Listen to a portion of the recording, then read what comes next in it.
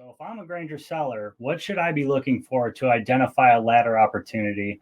And what are some Louisville products that offer solutions to the key customer business issues? Yes. So again, as mentioned earlier about making yourself relevant, I certainly gave you some talking points. When you come into somebody, you're going to have their mind and their focus, because when you mention those statistics to them, it's going to resonate with them. It's not like it's made up. Chances are they've had a compliance issue, they've had a fine, or they've actually had an accident within their workplace, somebody actually getting hurt. And all of these will ring, bells to them in regards to, cost exposures. And so some of the things that we want to focus in on is not necessarily the doom and gloom on the safety aspect of somebody being hurt. Obviously, those are out there, but we also want to talk about the compliance issues too. So anytime that we are able to provide a tool that helps remove the opportunity for somebody either having a compliance issue or actually getting hurt, in an accident, that is a good scenario.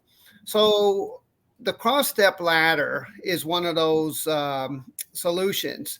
What you're going to notice in this slide here, you're going to notice a traditional step ladder in the frame on the left-hand side. And this is something that people do in a daily basis. Matter of fact, if you kind of look in the foreground, you're going to see some more ladders leaned against the wall. That's actually no-nos as well, because they're going to be climbed. You're not supposed to climb a traditional step ladder in a leaning position. And the reason for that is the ladder can simply kick out. With that being said, when you look at the ladder on the right, that is compliant. And when you look at the ladders, they're very, very similar looking, but you would ask yourself, why you can lean one versus the other. And Mark has got highlighted here. You're going to notice that the top being a V-channel top, to where it can go against an interior corner or an exterior corner. But that's also going to help from it kicking out. But also the shoes are a little bit different on that ladder too. So the other thing, what I want to point out, we're going to show some a little bit further down, is how it's constructed. And what we're showing here is, if you look at the picture where you notice the rear legs going up underneath the top cap, in the picture that Mark's got, you'll notice how it attaches to the front rail. Well, that's going to do two things for us. The first thing it's going to do is, when you open that ladder, it's going to reduce the size of the footprint. So you're going to be able to get a lot closer to what you're working on. And then the second issue is, Mark, if you want to focus in on the clips here help keep the ladder together. And there's one on each side of that ladder. So you're going to have two of them. That's going to keep the ladder from opening up and helping to keep it from kicking out. And what's really nice about that particular product is, if one of them breaks, the ladder is still compliant.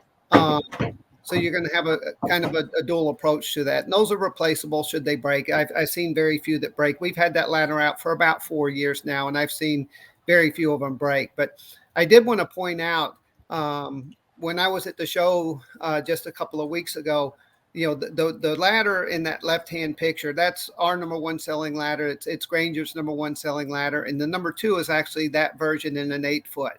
And I did not show either one of those products at the show.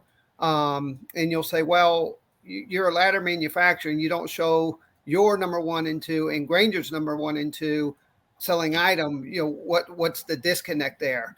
Well, the fact of the matter is that's in decline. The CrossStep ladder, because of education processes like we're doing today and a better educated end user, we are actually seeing decline in those sales. So the CrossStep is going to outpace the traditional step ladder. Currently, it's roughly 40% is what it's dinged that step ladder. So that's just one opportunity that we have available to us for compliance issues.